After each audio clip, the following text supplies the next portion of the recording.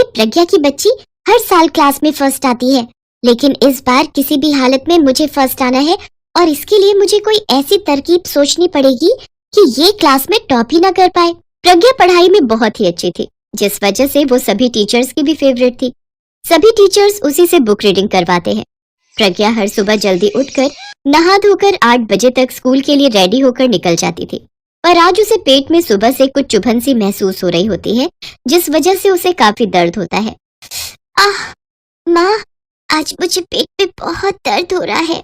उसकी माँ सुमन उसके पास आती है और कहती है, पेट दर्द हो रहा है? अच्छा, अब समझी, तूने कल जरूर बाहर से कुछ उल्टा सीधा खाया होगा। नहीं माँ, पर मैंने तो कुछ नहीं खाया। अच्छा कोई बात नहीं मेरी बच्ची, आज स्कूल की छुट्टी कर ले।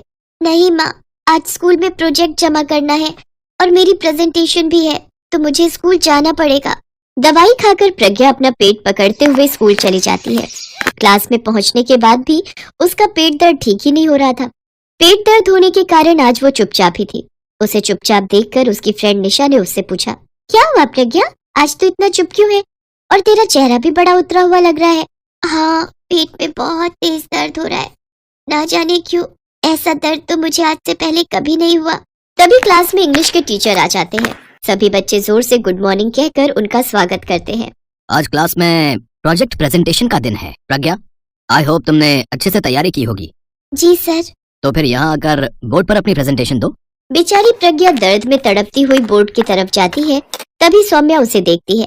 कुछ तो हुआ है इसे, जो इतनी तकलीफ में है। आज कहीं ये कोई गड़बड़ न कर दे प्रेजेंटेशन देने में। प्रज्ञा जैसे ही प्रेजेंटेशन देने लगी तो उसका पेट और भी तेज दर्द करने लगा और वो पेट पकड़कर खड़ी हो गई। तभी सौम्या ने देखा कि उसकी स्कर्ट पर खून के लाल धब्बे लगे हुए हैं और वो जोर से चिल्लाते हुए कहने लगी, अरे वो देखो, प्रज्ञा की स्कर्ट तो खून से पूरी लाल हो गई है। ये बात सुनकर सारी क्लास प्रज्ञा की स्कर्ट की तरफ देखने लगी और हंसने लगे। प्रज्ञा ने जब अपनी स्कर्ट की ओर देखा तो स्कर्ट में सचमुच के खून के धब्बे लगे हुए थे। ये देखकर वो घबरा जाती है, क्योंकि वो नहीं जानती थी कि उसकी स्कर्ट पर ये खून कहाँ से लगा। साथ ही क्लास में सभी बच्चे अभी छोटे थे, तो वो भी नहीं जानते थे कि आखिर खून आया कहाँ से। सभी बच्चे हंसते हुए उसका मजाक उड़ाते हैं। प्रज्ञा को अपनी इंसल्ट होती देख बहुत बुरा लगता है और वो क्लास से बाहर भाग जाती है। प्रज्ञा रुको बेटा, रुको और चुप हो जाओ तुम सारे के सारे। लेकिन प्रज्ञा किसी की नहीं सुनती और वो भागते भागते स्कूल के पीछे वाले जंगल में चली गई और वहाँ बैठकर रोने लगी। ये क्या हुआ मुझे? मेरी स्कर्ट पर खून कहाँ से आया? अब मैं क्या करूं? मेरी तो कुछ समझ नहीं आ रहा। अब मैं अपने घर कैसे जाऊंगी? अरुण टीचर जाकर सारी बात मेडिकल रूम की टीचर आरती को बताते हैं। वो उसे ढूंढते हुए स्कूल के पीछे की ओर आती है। प्रज्ञा वहाँ बैठकर रो रही होती है। प्रज्ञा, प्रज्ञा, कहाँ हो बेटा तुम? तुम्हें कुछ नहीं हुआ है, एक बार मेरी बात तो सुनो बेटा।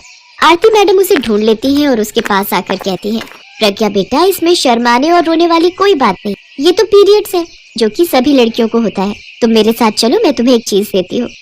नहीं, सब लोग हंसेंगे मुझ पर। मैं हूँ ना, कोई नहीं हंसेगा तुम पर, चलो मेरे साथ। मैडम ने प्रज्ञा को एक सैनिटरी पैड दिया और उसे बदलने के लिए दूसरे कपड़े भी दिए। फिर उसे उस दिन की छुट्टी देकर घर भेज दिया गया। घर आकर वो अपनी माँ को सारी बात बताती है। हे राम, ना जाने मेरा इस ओर ध्यान क्यों नहीं गया, मुझे तो सुबह ही समझ जाना चाहिए था। पर माँ, मेरे अलावा तो क्लास में अभी तक किसी के साथ ऐसा नहीं हुआ। होगा बेटी, सबका अलग अलग टाइम होता है। तुम अब बड़ी हो गई, इसलिए तुम्हें जल्दी हो गया।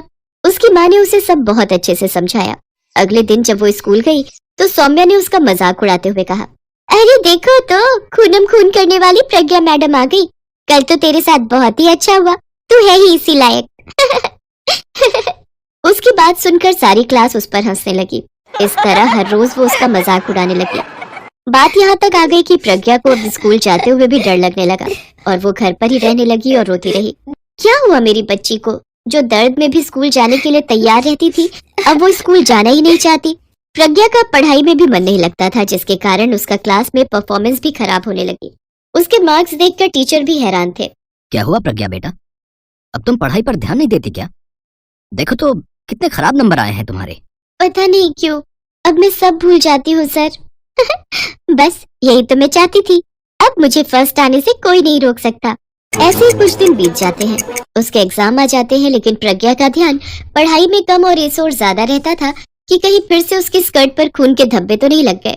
वो हर पल इसी खौफ में जीने लगी, जिस वजह से उसका रिजल्ट भी बेहद खराब आता है।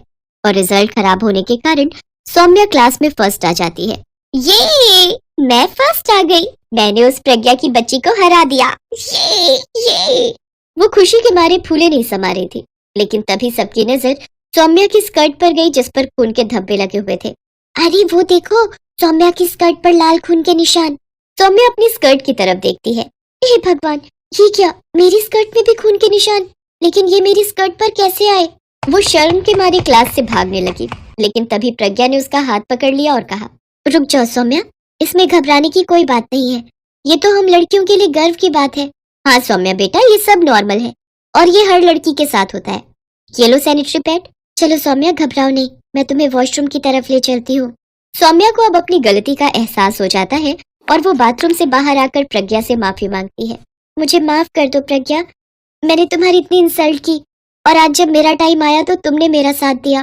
कोई बात नहीं सौम्या, अगर हम एक दूसरे के काम नहीं आएंगे तो कौन आएगा? इसके बाद वो दोनों पक्की